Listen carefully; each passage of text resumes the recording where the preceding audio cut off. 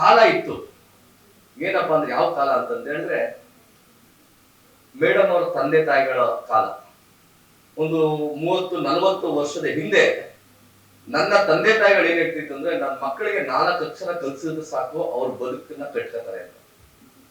ಏನ್ ಮಾಡ್ಬೇಕು ಅಂದ್ರೆ ನನ್ನ ಮಕ್ಕಳು 4 ಅಕ್ಷರ ಕಲ್ಸಿದ್ರೆ ಸಾಕು ಹೆಂಗೋ ಅವ್ರ ಜೀವನ ಕಟ್ಕೋತಾರೆ ಅನ್ನೋ ಮಾತನ್ನ ನಮ್ಮ ತಂದೆ ತಾಯಿಗಳು ಅವರ ತಂದೆ ತಾಯಿಗಳು ಮಾತಾಡ್ತಿದ್ರು. ಆದ್ರೆ ಈ ಕಾಲ ಇದೆಯಲ್ಲ, ನಾವು ಕೇವಲ 4 ಅಕ್ಷರ ಕಲ್ತೋದ್ರಿಂದ ಉಜ್ವಲವಾದಂತ ಬದುಕನ್ನ, ಯಶಸ್ವಿಯ ಬದುಕನ್ನ ಕಟ್ಕೊಳ್ಳಿಕ್ಕೆ ಸಾಧ್ಯ ಇದೆಯಾ ಅಂತೇಳಿ ನಾವು ಪ್ರಶ್ನೆ ಮಾಡ್ತೇವೆ. 7ನೇ ಕ್ಲಾಸ್ ಪಾಸ್ ಆದವರು ಒಳ್ಳೆ ಬದುಕನ್ನ ಕಟ್ಕೊಂಡಂತ ಕಾಲಗಳಿತ್ತು. SSLC ಪಾಸ್ ಆದಂತವ್ರು, SSLC ಫೇಲ್ ಆದಂತವ್ರು ಕೂಡ ಒಳ್ಳೆ ಬದುಕನ್ನ ಕಟ್ಕೊಂಡಂತ ಕಾಲ ಇತ್ತು. ಪದವಿಗಳನ್ನ ಪಡ್ಕೊಂಡವರಂತೂ ಒಳ್ಳೆಯ ಬದುಕನ್ನ ಕಟ್ಕೊಂಡಂತ ಕಾಲ ಇತ್ತು.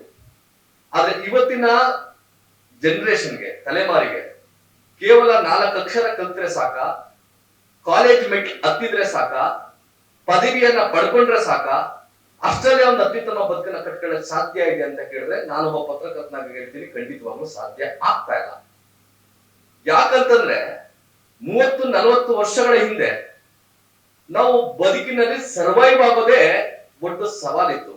ಪ್ರಪಂಚ ಆಗಿತ್ತು, ಹಸಿವು, ಅಕ್ಷರ, ಅವಕಾಶ ಇವುಗಳಿಗಾಗಿ ನಾವು ಪರಿತಪಿಸಬೇಕಾದಂತ ಕಾಲಘಟ್ಟದ್ದು. ಜಗತ್ತು ಬದಲಾದಾಗೆ ನಮ್ಗೆಲ್ಲರಿಗೂ ಕೂಡ 20-25 ವರ್ಷ 30 ವರ್ಷ ಹಿಂದೆ ಒಂದು ಸ್ಪರ್ಧಾತ್ಮಕ ಜಗತ್ತು ನಮ್ಮನ್ನ ನಡುವೆ ತೆರೆದು. ನಿಮ್ಮ ಟೀಚರ್ಸ್ ಗಳು ಮಾತಾಡ್ಬೇಕಾದ್ರೆ, ಶಾಲೆಯಿಂದ ಇಲ್ಲಿವರೆಗೂ ಮಾತಾಡ್ಬೇಕಾದ್ರೆ you are all in the competitive world ಅಂತ ಮಾತನ್ನ ಹೇಳ್ತಾರೆ. ನೀವು ಸ್ಪರ್ಧಾತ್ಮಕ ಜಗತ್ತಿನಲ್ಲಿದ್ದೀರಿ, ಹಾಗಾಗಿ ಅದಕ್ಕೆ ನೀವು ತಯಾರಾಗಬೇಕು ಅನ್ನೋ ಮಾತನ್ನ ಹೇಳ್ತಾರೆ.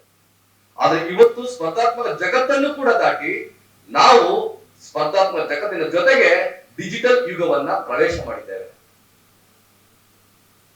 ನನಗೆ ಹೊಟ್ಟೆಯವರಿಗೆ ನನ್ನ ಇವತ್ತಿನ ಮಕ್ಕಳನ್ನ ನೋಡಿದಾಗ ನಾವು ಒಂದು ಜಗತ್ತಿನ ಜೊತೆ ಹೋರಾಟ ಮಾಡಿದ್ವಿ. ಒಂದೇ ಒಂದು ಜಗತ್ತು ನಮ್ಮ ಮುಂದೆ ಇದ್ದಿದ್ದು, ಆದ್ರೆ ನಿಮ್ಮ ಮುಂದೆ ಇರುತ್ತದೆ 3 ಜಗತ್ತು. ಒಂದು ವಾಸ್ತವ ಜಗತ್ತು, ಇನ್ನೊಂದು ಸ್ಪರ್ಧಾತ್ಮಕ ಜಗತ್ತು, ಮತ್ತೊಂದು ಡಿಜಿಟಲ್ ತಂತ್ರಜ್ಞಾನದ ಜಗತ್ತು. ಈ 3 ಜಗತ್ತಿನೊಳಗೆ ನೀವು ಇವತ್ತು ಸಂಘರ್ಷವನ್ನ ಮಾಡಬೇಕಾಗಿದೆ, ಹೋರಾಟವನ್ನ ಮಾಡಬೇಕಾಗಿದೆ, ನಿಮ್ಮ ಅಸ್ತಿತ್ವವನ್ನ ಮತ್ತೆ ನಿಮ್ಮ ಅಸ್ಮಿತೆಯನ್ನ ಉಳಿಸ್ಕೊಳ್ಬೇಕಾದಂತ ಪರಿಸ್ಥಿತಿ ನಿರ್ಮಾಣ ಆಗಿದೆ.